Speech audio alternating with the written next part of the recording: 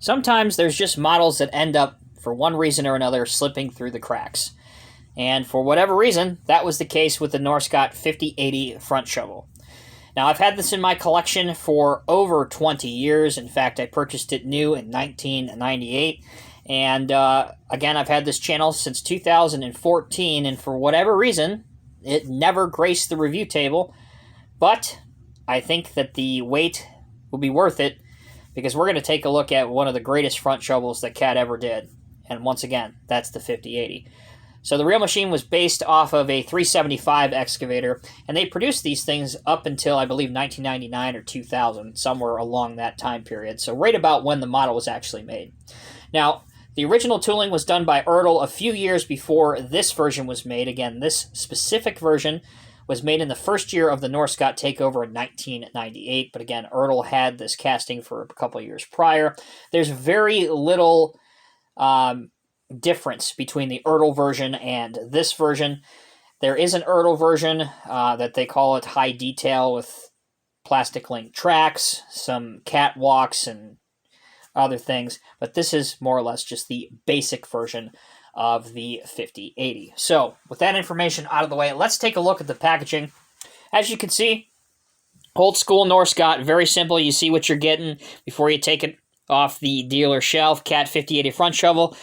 Looks like it's working over there with a, you can just barely see it, but that looks to me like it might be a Euclid rigid haul truck, Euclid green sticking out there. There's the model. Norscot on the side flap, if you wanted proof that this was one of Norscot's very first models, 55004, number 4 of the Norscot CAT model range. On the back, you can see a picture of the actual model itself. Over here, I'll just go through this, get this done real quick. 1:50 scale diecast metal scale model replica. Body rotates, raise and lower boom, rubber tracks rotate, and a dumping bucket.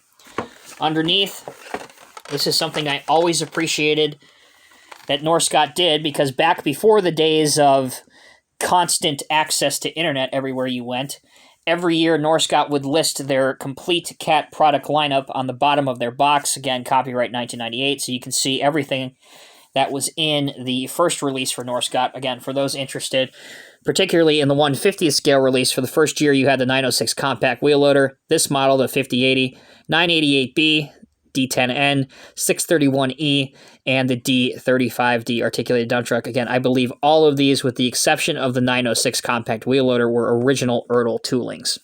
Okay, that information's out of the way. Now that your brain is filled with some scale model knowledge, let's crack this open and take a closer look at it. Again, back in the old days, first thing that you dreaded about any Norscot model is how long you had to fight with twist ties. But there was only one on this model. Cut 2 sides of the tape, boom, you're ready to go. Let's take it out, and you're all set to display it. Okay, let's get the packaging out of the way. We'll go through with the model review. So as I said, we are talking late 90s here. So you got rubber tracks. That was just the way things were.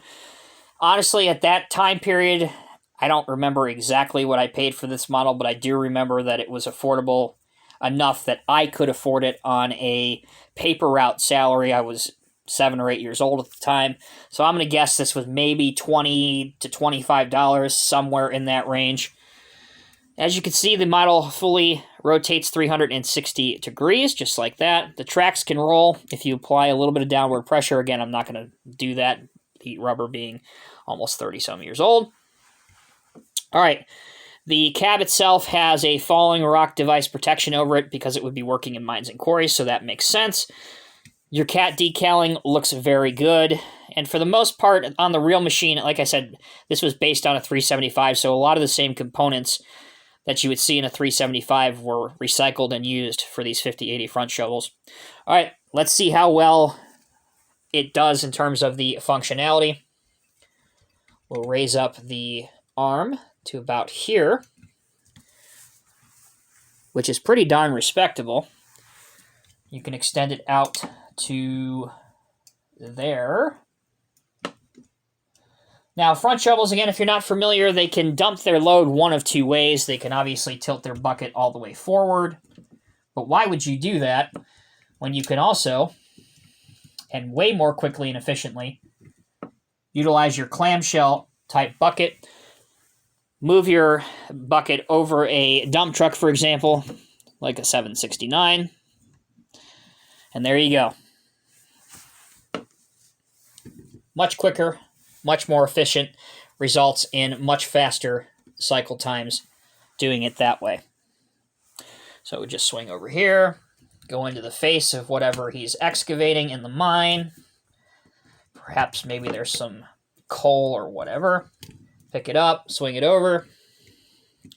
Boom, he's good to go.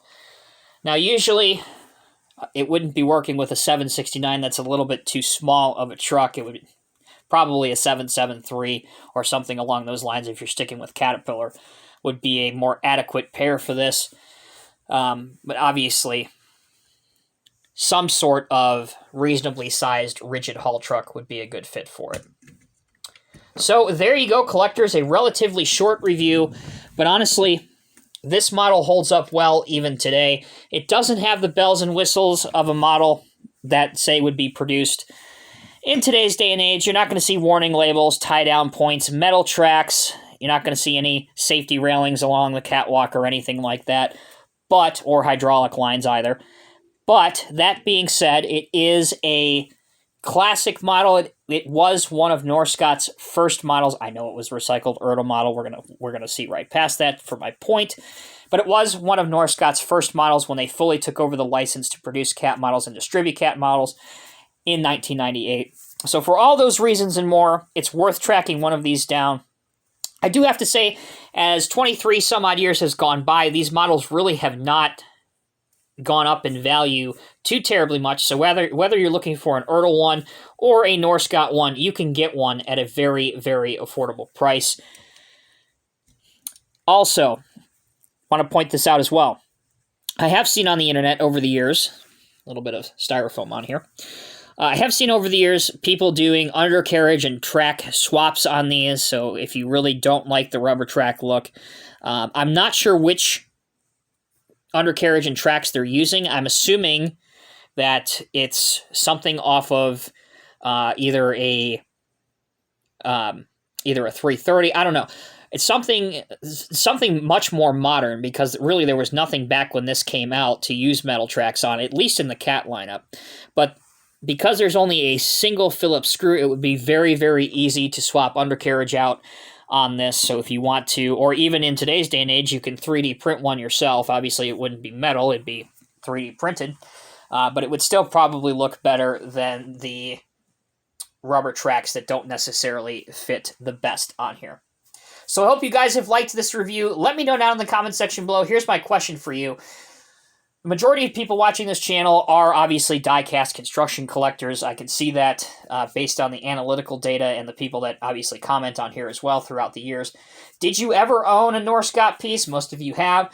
And if you did, which was your favorite one, your favorite Norscot piece that you have in your collection, or you did have in your collection back in the day? I'm very interested to know that. So leave your answer down in the comment section below. As always, I'm Tommy with Diecast Emporium. Thank you all so much for watching. Until next time, take care and be safe. I'll see you in the next review.